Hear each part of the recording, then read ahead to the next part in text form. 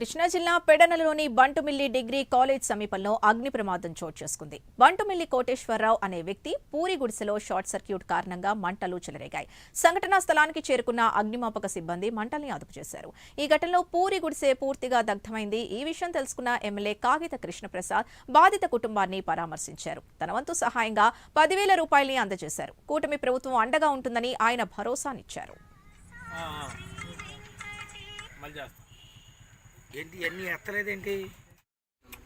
శ్రీకాకుళం నుంచి వచ్చి ఇక్కడ కోనార స్థలంలో కూలీ పనుల నిమిత్తం వచ్చేసి ఇక్కడ కూలీ నాలి చేసుకుంటా నివాసం ఉంటున్నటువంటి బంటుమిల్లి లక్ష్మి అనే ఒక మహిళది ఇక్కడ ఈ షార్ట్ సర్క్యులేషన్స్ వల్ల కరెంటు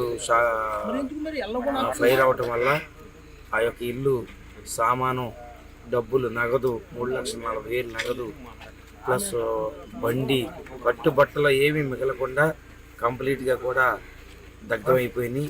వాళ్ళు చాలా పేద కుటుంబం వారు.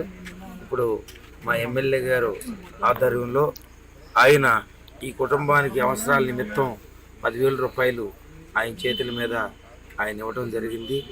తప్పనిసరిగా ఈ ప్రభుత్వం నుంచి రావాల్సిన అన్ని విధాలా ఆయన ఈ ఇంటికి కానీ ఇంకేమన్నా రాయితీలు రావాల్సి వస్తే అవి కూడా మంజూరు చేస్తానని హామీ ఇవ్వటం జరిగింది. ఇటీవలే